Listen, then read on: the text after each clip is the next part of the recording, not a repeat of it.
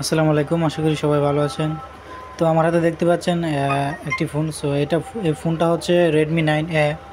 এটার প্রবলেম হচ্ছে যে অটোমেটিক বন্ধ হয় আবার চালু হয়। তো আপনারা টেকনিশিয়ান যারা কাজ করেন অনেকেই জানেন যে এই সমস্যাটা কোথা থেকে হতে পারে, যা আপনাদের ধারণা হয়ে গেছে সম্ভবত।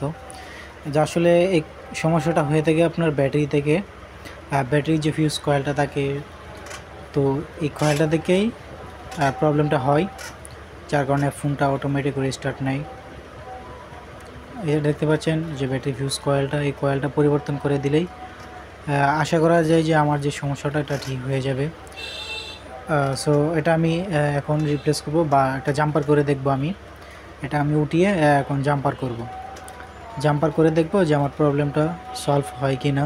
ভিডিওটা শেষ পর্যন্ত দেখতে থাকেন। আমি এটা সুন্দর করে রজন দিয়ে বা একটা জ্বালাই করে নিব। এখন আমি সোল্ডার জাম্পার দিয়ে আমি সোল্ডারিং করে নেব। তো আমি জাম্পার করে নিলাম সোল্ডার দিয়ে। জাম্পার করে আমি এখন আমার ট্রায়াল, এই যে দেখেন আমি সুন্দর করে জাম্পারটা করে নিলাম। তো এখন আমি চেক করব, বা আমি আশা করি যে আমার কাজটা 100% হয়ে যাবে। চেক করার প্রয়োজন মনে করি না আমি। তাই আমি সম্পূর্ণ ফোনটা ফিটিং করে নিব। ফিটিং করে নিয়ে আমি ফোনটা অন করার চেষ্টা করব।